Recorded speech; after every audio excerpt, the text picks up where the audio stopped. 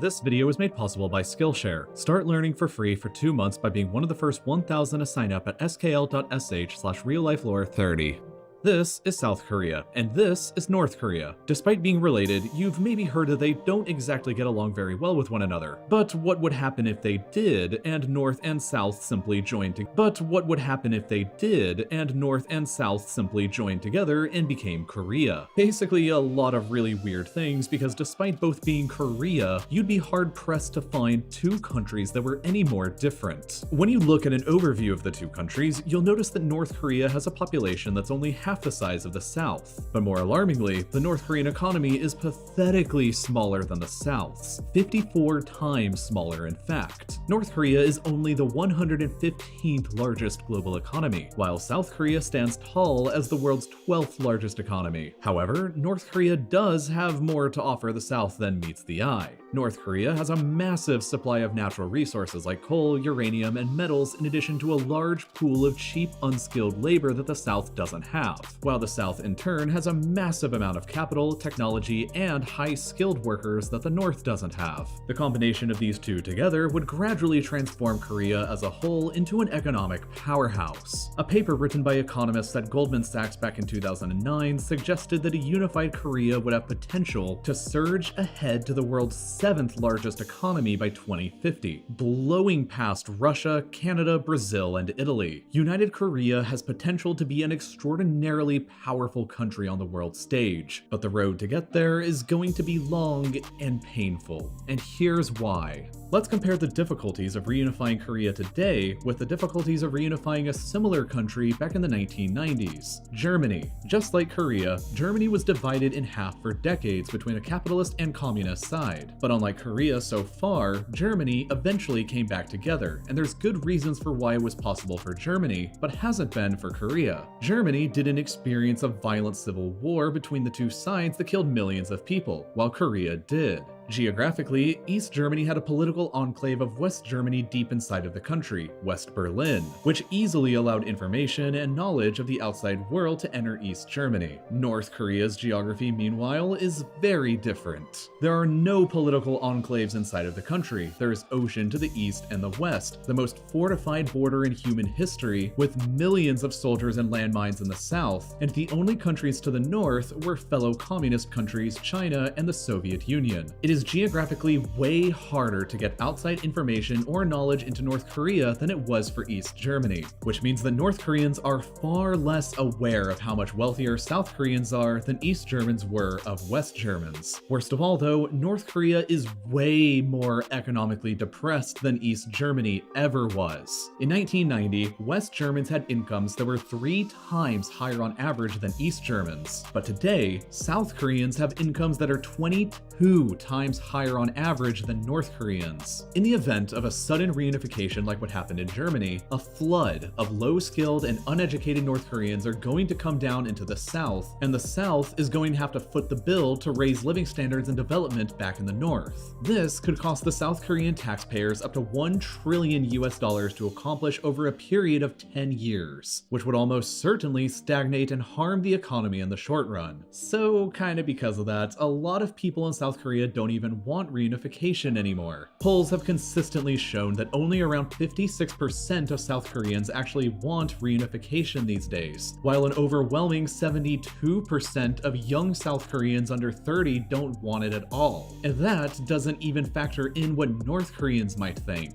There's currently around 30,000 North Korean defectors who have escaped and are living in South Korea, and integrating into the radically different culture there has been difficult for all of them. North Korea is effectively an absolute Stalinist monarchy ruled by the Kim dynasty, where citizens' needs and jobs are mandated by the government, while South Korea is a liberal democratic capitalist state with cutthroat competition for employment. North Korean men have to serve 10 years in the military, and they aren't used to competing for jobs or employment, so defectors naturally always struggle to adapt in the very different environment of the South, and they will struggle under a reunification as well.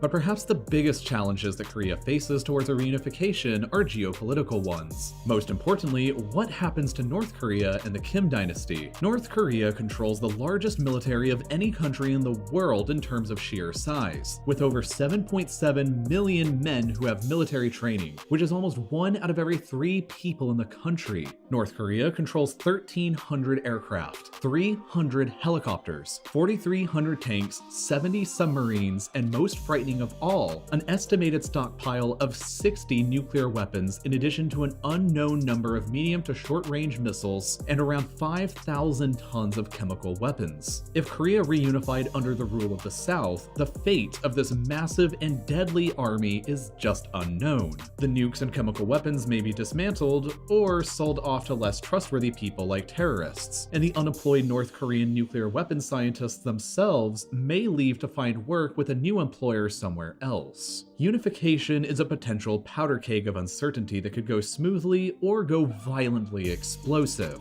So the plan for reunification in the South currently is a gradual one, whereby North Korea slowly becomes incorporated into the South and begins as a sort of one country, two system style of government, not too unsimilar to the relationship between China and Hong Kong. This way, the North keeps a high amount of autonomy, could even keep Kim around for a while, and gradually over a few decades get absorbed into the government of the South. But things could obviously go pretty differently. North Korea could theoretically collapse seemingly overnight, the same way that East Germany did, which could lead to a whole list of possible crazy scenarios. Fast Korean reunification would dramatically upset the balance of power in Asia, just like the reunification of Germany did in Europe. And as far as China would be concerned, it'd be a disaster. The flood of unskilled and uneducated North Korean migrants may move south, or they may move north into Manchuria, which would be a massively destabilizing event for China, especially when you consider that a unified Korea could further inflame ethnic nationalism among the millions of Koreans that already live in China across the border. And as the other emerging global superpower, China worries that it is being actively contained by the other global superpower, the United States. South Korea, Japan, Taiwan, and the Philippines are all considered major allies of the US, which, interestingly, all seem to be located close to China and could be used to block Chinese expansion. China obviously resents this, and they use North Korea as essentially a buffer state in East Asia between themselves and the US allies of the region. If North Korea suddenly collapsed, though, it might mean South Korean soldiers, or worse yet, American soldiers moving in and setting up bases on China's very border, which the Chinese Communist Party could never accept. If it looked like North Korea would quickly join a united Korea that would maintain a close alliance with the US, China would almost certainly intervene to prevent it, just like they did the last time this almost happened in the Korean War. China might just outright invade North Korea on their own and take the country over themselves to prevent it from falling into the hands of the US-led alliance. In order to have any hope at being successful, a united Korea would have to walk a fine line between China and the United States, and probably strive their best towards neutrality. Going too far towards America would infuriate China with the prospect of another country falling out of their orbit into the American sphere. But going too far towards China would cause uneasiness in both America and Japan. However it goes though, the initial costly investment at reunification would eventually pay off for the Korean people as a whole. By 2050, Korea would likely already be ranked among the global great powers for the first time in history. She would have at least the 7th largest economy in the world, and likely even higher than that. Some economists even expect that a unified Korea could eventually overshadow even Japan to become the world's 3rd largest economy, remaining only behind China and the United States. Korea would have an enormous population, around 80 million strong, with some of the most advanced technology in the world, the largest standing military on the planet, potentially dozens of nuclear weapons if they decided to keep them, and an incredibly strategic geographic location at the crossroads of the most valuable trade route in the entire world between the world's 2nd and 3rd largest economies today. Korea would be a great power, but the road to get there is long and difficult. Before I made this video, I've been mostly stuck in my house not really doing anything for the past couple of weeks. If you can relate to that, then you are probably getting pretty bored just like I am, and I've got the perfect thing to suggest you go do next. This great class on making cinema-style iPhone filmmaking by Niles Gray and Caleb Babcock that's available right now on Skillshare. Perfect for feeding your creative side while you're stuck at home. Skillshare is, of course, an online learning community with millions of members who want to further their own creative goals. When you're a member, you can take the class that I mentioned and